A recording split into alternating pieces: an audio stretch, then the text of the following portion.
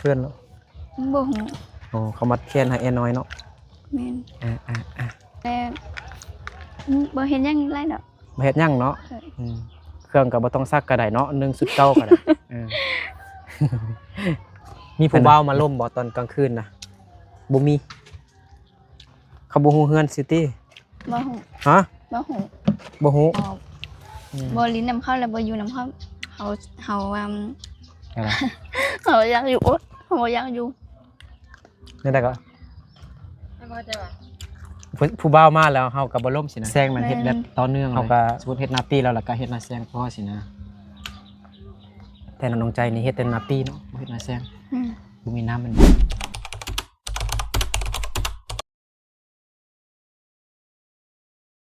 สบายดีเศร้าหลีสบายดีกับทักทายสบายดีพ่อแม่พี่น้องเบิดสุขสู่คนเด้อยินดีต้อนรับเข้าสู่ช่องบ่าวนึกเผาปลายเส้นเก่าเหมือนเคยอีกแล้วเนาะ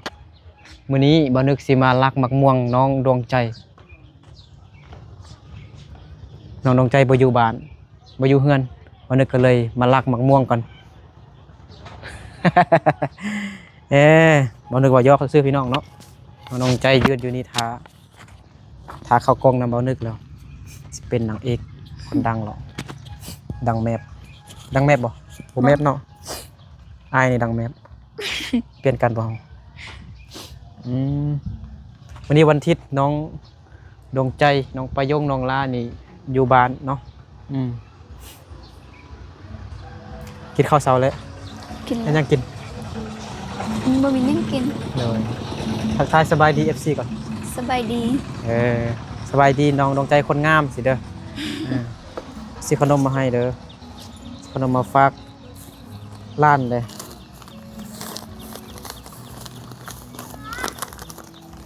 ใส่โอ้ตากแดดอยากกินขนมเหรอเห็นเอาให้มื้อนั้นก็อยากกินเอาเนาะขึ้นมาแล้วเลยเบิ่งขนมนี้ให้ผู้สาวน้อยกันไปเฮือนก่อน โอ้ยยานเอาเด้ขนมเนาะขนมโอ้ยยานเนาะแต่เห็นขนมแล้วน่าจะบ่ยานหรอกอ้าวน้องดวงใจคือว่าเฮ้ยร้านอมมีตัดเล็บมันเปื้อนได้มีตัดเล็บตีนเล็บมือมันเปื้อนพยาธิได้ไปเมียนเอาคล้องไปไว้ก่อนนะครับอยากกินตำมักม่วงซีมือของน้องดวงใจ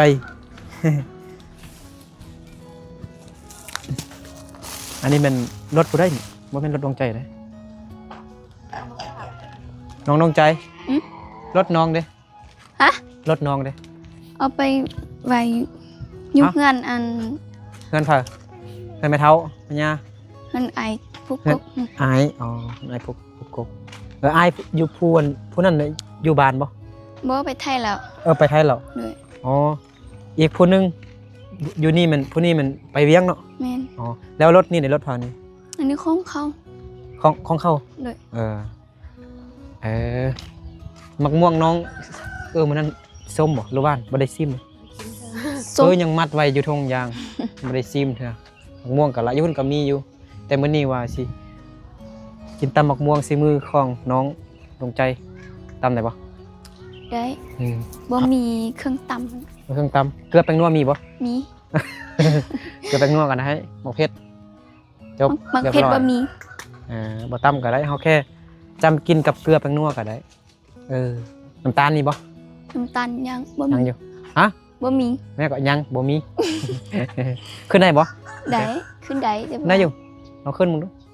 บ่ได้ติได้อยู่ได้ลองมึงดูอันนี้มันตีนรถไถนาบ่แม่นไถนาพอน้องดวงใจบ่แม่นน่ะนี่เนาะแม่นคันมันอยู่นี่มันคันมันหัวมันจักมันมีน้องดวงใจนี่มีนานี่ต้องมีรถไถได้เนาะแม่นรถไถนาเบิ่งน้องดวงใจขึ้นต้นมะม่วงโคตรเก่งเห็นบ่ขึ้นได้แต่เด็ดบ่ได้อ้าว ขึ้นได้แต่ว่าอันนี้ก็มันมีหมดบ่มีหมดก็ลงมานี่เอาไม้แม่นเอาก็ได้ นี่ผมมองนี่ก็ได้น้องใจ ฮะ มันมีมดหลายคิดว่าบ่มีมดเด้ มี คิดว่าบ่มีมด ฮะ ไปยืนกันเลย ในคืนนี้ก็ได้โอเค อ๋อ จัก2-3หน่วยก็ได้เด้ออนุญาตเหยียบ บ่มีหยัง ปืนนี่ได้ปะกินได้ปะสันนี่ ได้ ได้เนาะปึ๊บ น้องดวงใจคิดฮอดพ่อแม่หลายบ่ กินฮอตไลน์ พ่อแม่อายของน้องดวงใจไปหาเงินอยู่ไทยเบิด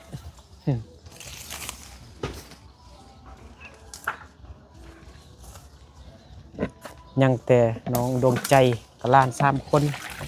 แล้วก็เอ้ยเผาเด้อครับ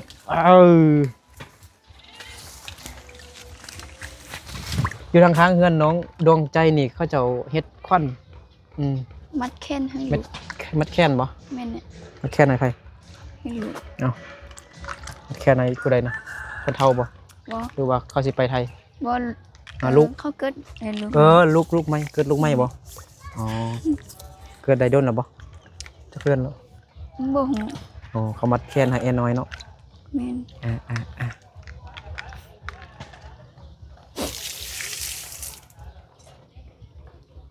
น้องดวงใจกำลังเฮ็ดเงินครัวใหม่เห็นบ่เงินครัวใหม่ยังบ่แล้วเถอะคันกินอยู่นี่คือสิเย็นดีเนาะมีโต๊ะน้อยบ่ บ่มีโต๊ะจะมีตังค์ ไม่ยังคงก็ได้ เอายังปูบ่มีติ บ่มีหยังนะ เอาตั้งอันนั้นก็ได้ ได้ ตั้งนั่งอัน เออ เอามาซ้ำ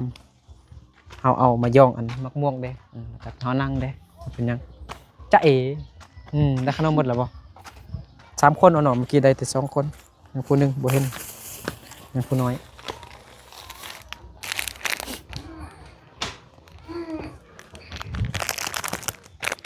เอาขนมเด้ออ้าวดีใจยิ้ม เด็กน้อยเห็นขนมแล้วดีใจอันใดเอาตังค์นี่เด้เอาตังค์อยู่นี่เด้ท่านไปบันทึกเข้าไปในหมู่บ้านเด็กน้อยหลายต้องซื้อขนมไปนำเห็นเด็กน้อยหรอกสงสารดิต้นบางทีบันทึกบ่ได้ถ่ายคลิปเลยเห็นเด็กน้อยก็แจกเลยตอนนี้นี่อยู่เฮือนน้องดวงใจนี่บ่มีผู้ชายจักคนพ่อก็ไปไทยแม่ก็ไปไทยอายก็ไปไทยไปนครหลวงเวียงจันทน์ไปหาเงินเบิดยังแต่น้องดวงใจไปเผาล้าน3 คน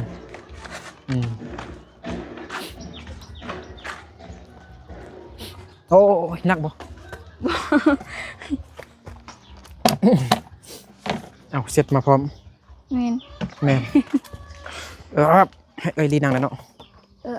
แล้วเอามีดกับ เอามีดเอามีดมาปาดหัวใจผู้เบา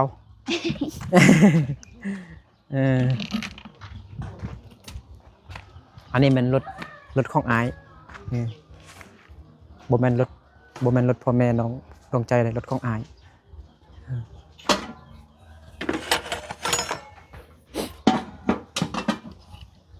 เย็นดีลมพัดเย็นดีอยู่บ้านของน้องใจอยู่เฮือนน้องดวงใจลมพัดเย็นดี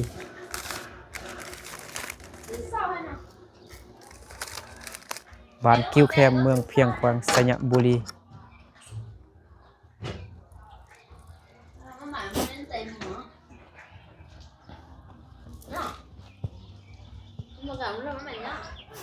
มื้อนี้น้องๆเพิ่นก็อยู่บ้านหมดน้องใจน้องลาน้องปายงวันอาทิตย์บ่ได้ไปโรงเรียนบ่ได้ก็ได้มาหาน้องเพิ่นเนาะทายไปแต่ละคนวิธีการเป็นอยู่แต่ละมื้อเฮ็ดหยังวันเสาร์วันอาทิตย์นี่เฮ็ดหยังน้องดวงใจ อยู่ เฮ็ดหยังเฮ็ดเวียกหยังบ่ เวียกเฮือน เวียกเฮือนนี่มีหยังเด้เส้นแล้วก็ต่อไปมีหยัง กวด กดเฮือนฝึกเว้าภาษาลาวได้เด้อ เด้อ เฮ็ดหยังเด้เอ้าคันบ่ฮู้แล้วเว้าภาษามงอาจสิแปลก็ได้ กวดเฮือนแล้ว บ่เห็นหยังไรดอก บ่เฮ็ดหยังเนาะ เออ เครื่องก็บ่ต้องซักก็ได้เนาะ1สุดเก่าก็ได้เออ แม่นบ่ซักเครื่องเลย ซัก ซักเครื่องบ่ได้ซักให้เอ้ยพาเอ้ยหยังบ่ บ่ บ่เนาะเขาซักเองเนาะมันบ่ แม่น ก็เบิ่งน้องเบิ่งหล้านใส่มะม่วง จำเกลือเป็น หน่วยจำเกลือเพิ่งนวดซื่อๆบ่เป็นหยังเพื่อนั่งลิ้นลมกันนี่ซื่อ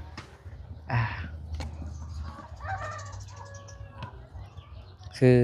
คันสมมุติเอ้ยพาเอ้ยเฮ็ดเวียกเงินมายังก็เปลี่ยนกัน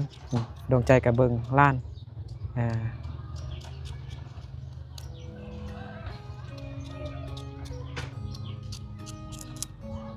ตอนที่พ่อแม่น้องปายงบ่อยู่เฮือนน้องดวงใจกับไปนอนนำน้องปายงคันอายบ่ไปเวียงเถอะอายน้องดวงใจบ่ไปเวียงน้องดวงใจกับไปนอนนำน้องปายงแต่เดี๋ยวนี้อายน้องดวงใจกับไปหาเงินเบิดบ่มีผู้ใดนอนนำไปเพ้อบ่ต้องนั่นก็ได้น้องใจบ่อันนั้นก็ได้ อ๋อ บ่ปอกก็ได้กินทั้งเปลือกเลยมันจึงแซ่บดีเฮ้ยน้องใจนี่บ่ฟาวเอาผัวนี่คือเขา อุ๊ย อยู่ให้ฮอด20ปลายปีก่อนอยากเบิ่งตอนน้องดวงใจ20ปลายปีมันสิเป็นจังไดเนาะสิสูงคือดาราบ่สูงขาวเรียนเก่ง เดือนนี้ได้ที่หยัง บ่หูเธอ บ่ฮู้เด้อผลการเรียนบอกเด้อ บ่ เออ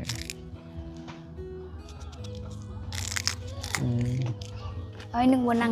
ไอ้บ่นักไอ้บ่ได้เอาก้นมา เออเมื่อกี้บ่นึกก็ไปพุ่นพี่น้องเนาะไปน้ำปุยบ่นึกไปน้ำปุยส่งเครื่องให้เขาอยู่น้ำปุยแล้วก็กลับมา เอากิน กินล้างมือก่อนเด้อล้างมืออยู่ไสคุณใจฮะน้ำมือเอาเด้ อืม มีบ่ เลย มีน้ำอยู่บ่ มีอยู่ โอ้มีอยู่เอ้ยลีกินบ่เอ้ยลีกินบ่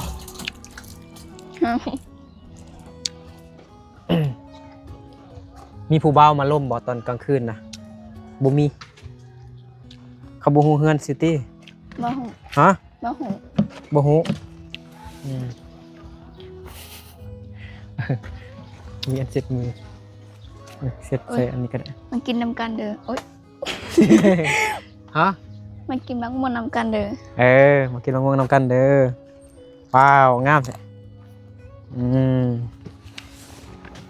อันนี้กินมีดก็ได้ น้องใจสมบ่ สมอยู่ กินบ่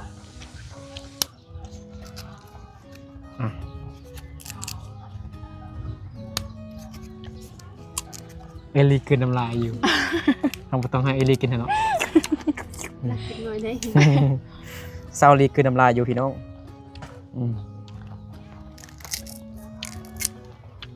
กินแล้วก็ดีบ่อยากรับเนาะตอนกลางคืนเนี่ยบ่มีผู้บ่าวมาล้มแม่นบ่ แม่น แต่เขาก็ฮู้ว่าเฮามีเป็นผู้สาวมีผู้สาวอยู่เฮือนนี้เนาะ แม่น แต่เขาบ่มา มาแล้วบ่อยู่นำ แม่ก็มาแล้วบ่อยู่นำ ถ้าว่าเข้ามาแล้วเฮาบ่ลิ้นนำครับ เฮาบ่ลินนำเขามาแล้วนี่ บ่เฮาบ่หนี่แต่ว่า นั่นน่ะระวังว่าซาๆก็ได้ เขามาแต่ว่าเฮาบ่ลิ้นนำเขาแล้วบ่อยู่นำเขาเฮาว่า อะไร เฮาอยากอยู่อดเฮาบ่อยากอยู่ นั่นได้ก็ แล้วก็จะว่า ผู้บ่าวมาแล้วเฮาก็บ่ล่มสินะ แม่น เฮาก็ไปอยู่บนอื่นสินะเล่นอะไร บ่ ผู้บ่าวมาหาเนาะมาหาดวงใจเราดวงใจบ่อยากล่มเราลิบเข้าห้องนอนบ่เป็นจังได๋ บ่ แนวใด เพราะว่าไว้มึงหน้ากันเด้อ บ่อยู่ ไม่ยังก่อไอ้งงอยู่ มันยิ่งน้ำหรอกมันใจออกมันต้องคอยบอกว่ามื้อหน้ากินคอยมาเถอะ อืมอืมขออนุญาตกินมักม่วงเด้อพี่น้องเสียงมันอาจจะดังแฮงอยู่เพราะว่าเขาใส่ไม้เด้หนูลองใจคือกันเสียงเขาเวลาเขากลืนน้ำเขากินน้ำเลยว่ะเขากินอีหยังสักอย่างมันดังแฮงเลยเนาะก็อนุญาตเด้อขออภัยเด้ออนุญาตนำพี่น้องเด้อบางคนนี่เวลาเขากินอันนี้แล้วมันจะมีเสียงดังอยู่ไม่หรอกบางคนนี่บ่มักหั่นนะ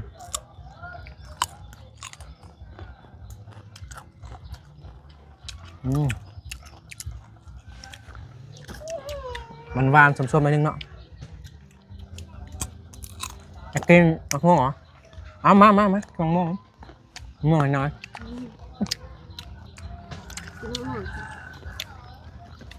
มีมะม่วงบ่ กิน เอา เพื่อนเหรอเพื่อนเหรอ ร้อนเนาะ เพื่อนมา ตัวเนาะมาแซ่บ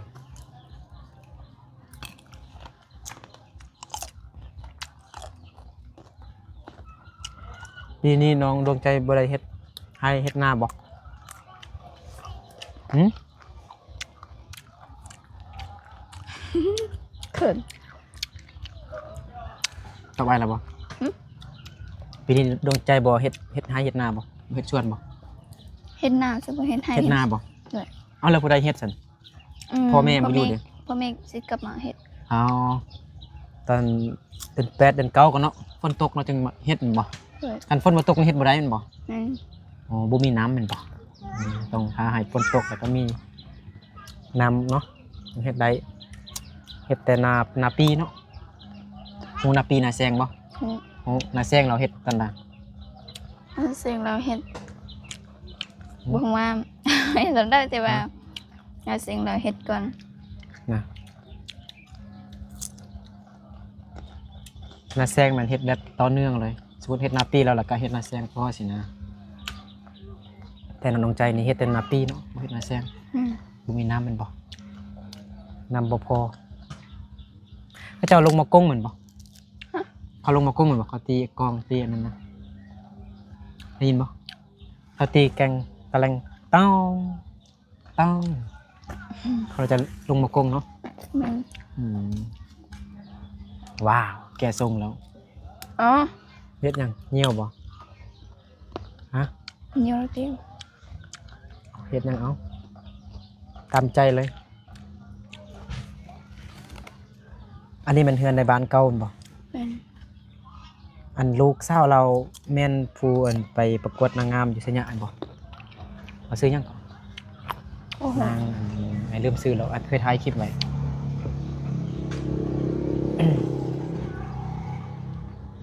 แต่คือบ่เห็นคนอยู่เลยเนาะเขาอยู่ไส เขาอยู่พุ่น อยู่ไส อยู่อัน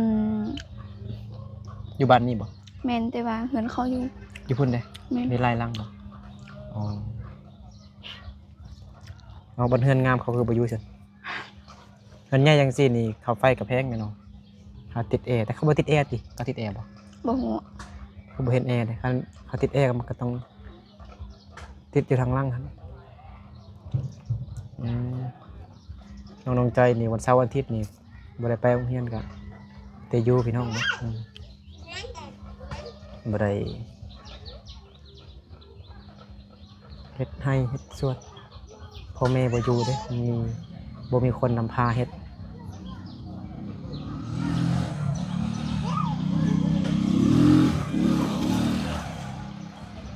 ตอนนี้น้องดวงใจอยากได้หยัง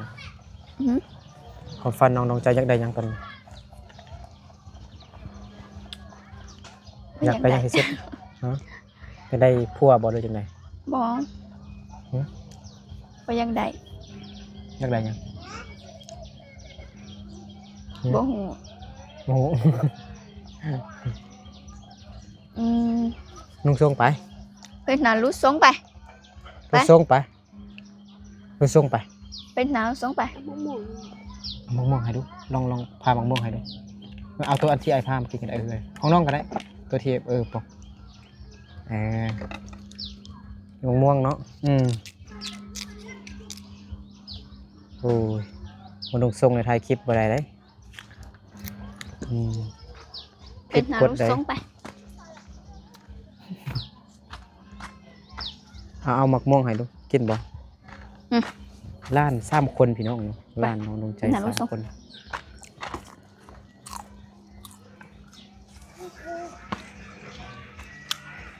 มีต้นไม้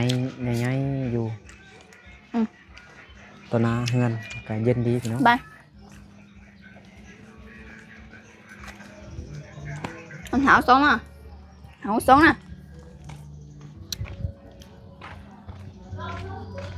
เอาคนมงเราคือว่าฟังเพลงกระมุ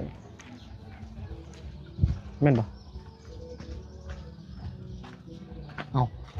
คนมงคือว่าฟังเพลงกระมุโอ้บ่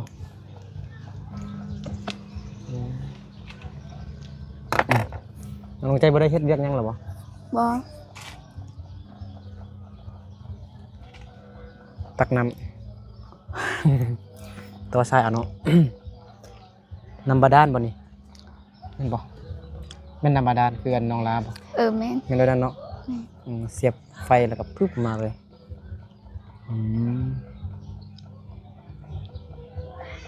พอแม่น้องดวงใจไปหาเงินได้เงินก็มาเฮ็ดมันครัวเนาะ แม่น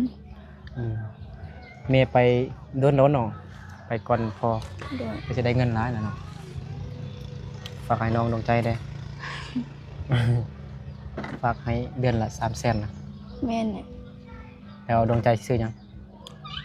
ซื้อกิน ซื้อกินมื้อนึงนี่หมดจักพันซื้อกินนะสำหรับน้องดวงใจผู้เดียว โอ้โหแล้ว โอ้แล้ว โหได้กิน กินได้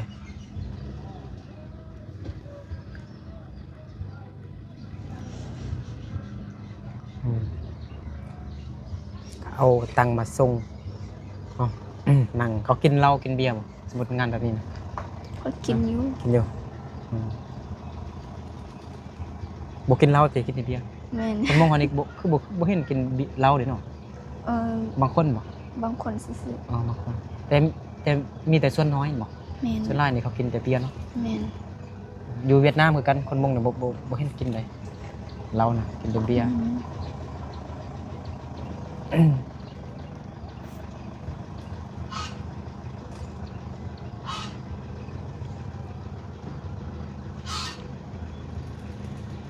โอ้โหนะถามยังเมื่อกี้นะว่าซื้อยังกินนะมื้อนึงนี่หมดจักพัน 10,000 20,000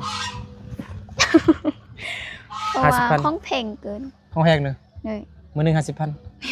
300,000ได้จักมื้อ6มื้อ บ่ฮู้ ในเดือนหนึงได้กินแต่6มื้อได้กินแต่6มื้อเห็นบ่ บางมื้อเฮาก็บ่ได้ซื้อเนาะ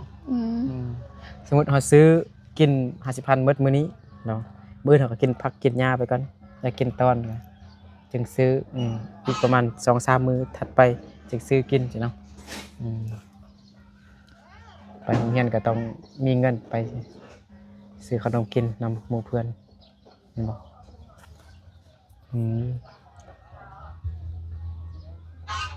เป็นจังไดอันกินยามันอันดีแล้ว ดีแล้ว นี่แล้วเนาะ แม่น FC เพิ่นเป็นห่วงอยู่เด้น้องใจเป็นเอาได้แล้วบ่สบายเห็นบ่สบายมื้อนั้นอ้ายก็ตอบเขาว่าน้องใจดีขึ้นแล้วจักมือจึงดีนะ ฮะ ตั้งแต่กินยานะ กินยาแล้ว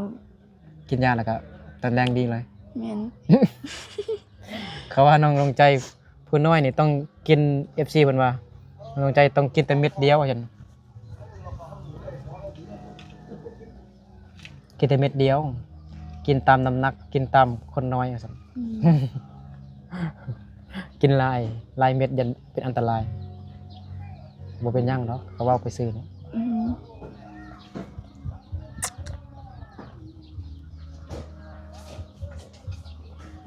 พ่อแม่สิกลับมาเดือนใดเนาะ บ่ฮู้เถื่อ โหเถอะ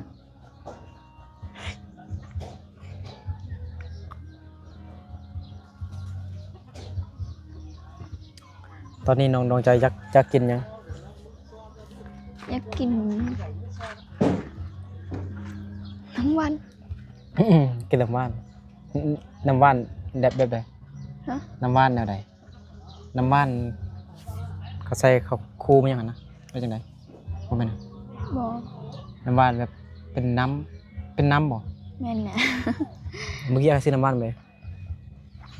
หึ บ่เมื่อกี้อาซื้อน้ำว่านมาเลยบ่เห็นนะ บ่เห็น ไอ้เสื้อน เออ น้ำมะพร้าวเลย เห็น ปองหนึงแล้วก็น้ำว่านเขียวๆอันปองหนึงเอาขวดหนึงกินน้ำว่าน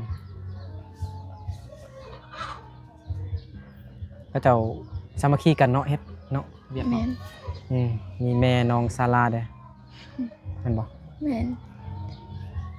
บ่แม่นเฮือนอันของแม่ดองบ่ ฮะ บ่แม่นเฮือนของอันแม่ดองของศาลาบ่ เป็นแม่เฒ่าแม่นอันแม่นบ่ แม่น อ่าพ่อแม่ของผู้อันศาลานี่บ่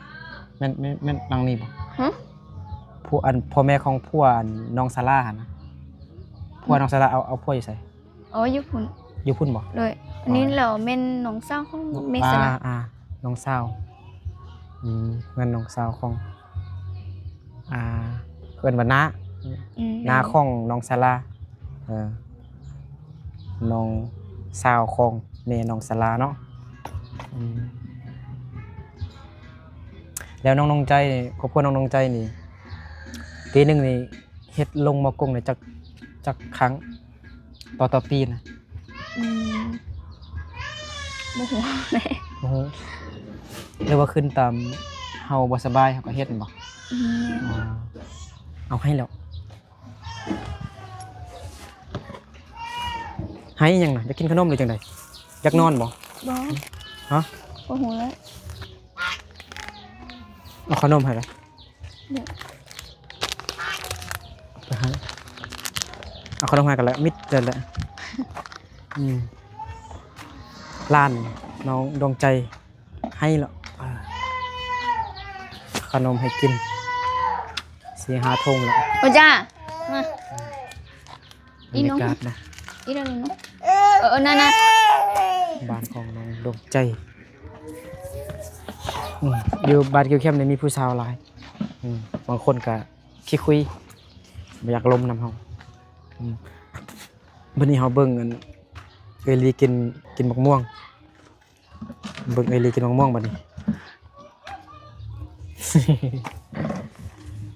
ตอนแรกบ่เฮ็ดหยังบ่ บ่ เข้าป่าไป ไปเข้าป่าไปเฮ็ดหยังไปเก็บมาหยังอยู่ป่า บ่ฮู้แล้ว หูแล้วตอนนี้น้องใจบ่อยากเอาผัวแล้วเนาะ แม่น น้องใจก็15 ปีแล้วได้เป็นเอ้ยน้องปลายงแล้วได้อีกเติม3 ปีก็เป็นผู้สาวเต็มโตแล้วได้เนาะ แม่น เติม3 ปีปลายเนาะ18 ปีเด้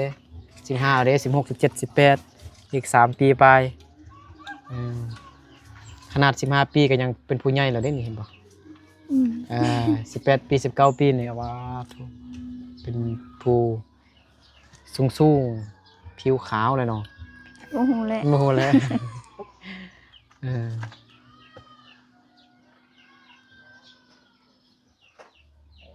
วิถีชีวิตของชาวลาวแต่ละคนบ่คือกันพี่น้องเนาะการใช้ชีวิตแต่ละคนบ่คือกันบางคนก็ขี้อายบางคนก็บ่อาย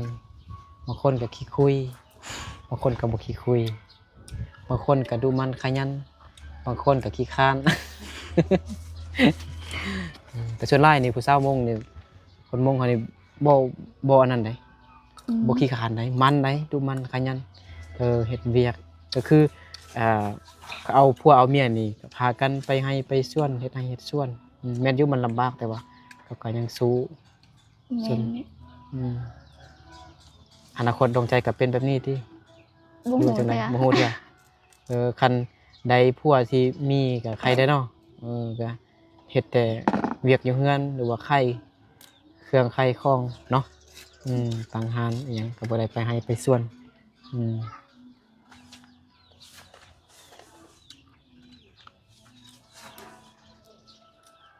ก็อดทนก่อนแหล้วอายุหลายก่อนจึงคอยหาผัวดีๆ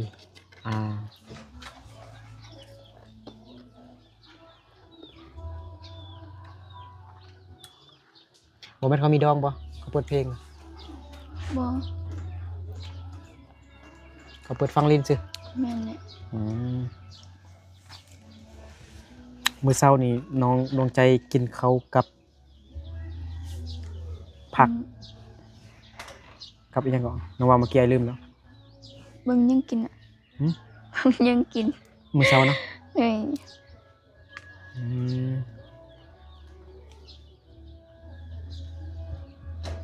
หมูยังกิน เรากินยัง กินข้าวกับ น้ำ น้ำ กินข้าวกับน้ำคือเก่าเนาะ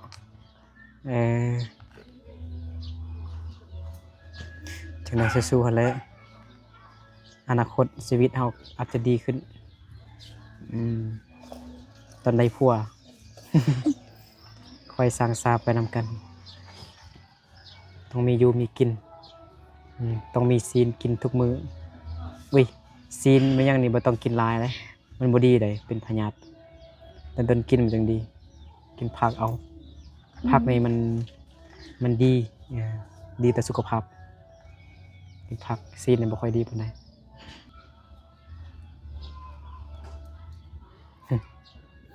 วันนี้ก็มาลิ้นน้ำน้องดวงใจแล้วก็น้องลาเด้น้อง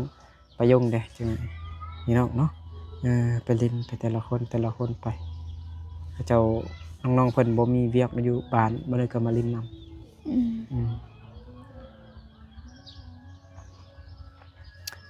ไอ้นึกมาลิ้นนำบ่ได้รบกวนน้องดวงใจบ่ ฮะ ให้มาลิ้นนำบ่ได้รบกวนน้องบ่ บ่ บ่เดี๋ยวไอไปหาอันเวลาก่อนเด้อขอบใจขอบคุณน้องดวงใจหลายๆเด้อที่ให้เบานึกกับซาวลีได้กินมะม่วงนำแซ่บๆไอ้นึกก็ฮู้แล้ววันนี้บอลรักมะม่วง มาทางนั้น มารักมะม่วงอยากกินข้าวเปียกบ่ ฮะ อยากกินข้าวเปียกบ่ อยากอยู่ อยากอยู่ข้าวเปียกหยังข้าวเปียกหมูนี่ หมู่เนี่ย ถ้วย30,000ติบ่เมื่อกี้ก็กินเลย ฮะ เมื่อกี้ไอ้นึกกับไอ้ลีก็กินเขาวมากินข้าวเช้า อืม อยู่พุ่นแล้วก็เลยมากินอยู่นี้เงินให้น้องดวงใจซื้อข้าวเปียกกินกันยังบ่ได้กินข้าวเทื่อว่าซั่นเนาะ ขอบใจเลย โดยซื้อกินตอนช่วยนี่ซื้อหยังก็ได้ซื้อข้าวเปียกหมูกินถ้วยหนึงก็30,000เหลือ20,000ก็ซื้อของกินมาให้หลานกินคันบ่เติมเน็ต คันอดเข้าก็บ่ต้องซื้อหยังกินซื้อแต่บัตรโทรศัพท์ ดินโทรศัพท์จึงบ่งอมบ่เงาก็เบิ่งบทเรียนเด้ตั้งใจเรียนเด้อ โดย ตั้งใจเรียนก่อนถึงว่าเฮาจบม .7 บ่ได้เรียนหยังก็ตั้งใจเรียนให้มันพอได้หนังสือเก่งๆก็ได้แล้วตั้งใจเรียนก่อนเรื่องผัวก็บ่ต้องคิด เถื่อมีก็ดีบ่มีก็บ่เป็นหยังบ่มีก็ดีมีก็บ่เป็นหยังโอเคเดี๋ยวบ่นึกกับซาวลีเดินทางไปหาน้องลาก่อนกับน้องไปยงก่อนพี่น้องเนาะขอบใจขอบคุณ FC เบิร์ดสคูซื้อคนที่ยังติดตามรับชมคลิปบ่นึกมาตลอดเนาะขอบใจขอบคุณ FC เบิร์ดสุขุสุขคนเด้อขอให้ทุกคนจงอยู่ดีมีแห้งสุขภาพเข้มแข็งแข็งแห้งขอให้ร่ำรวยเงินทองเบิร์ดสุขุสุขคนสำหรับคลิปนี้บอกนึกกับน้องดวงใจและซาวลีอำลาพาจากพ่อแม่พี่น้องเบิร์ดสุขุสุขคนไปก่อนแล้วพอกันในคลิปต่อไปเด้อสบายดีบ๊ายบาย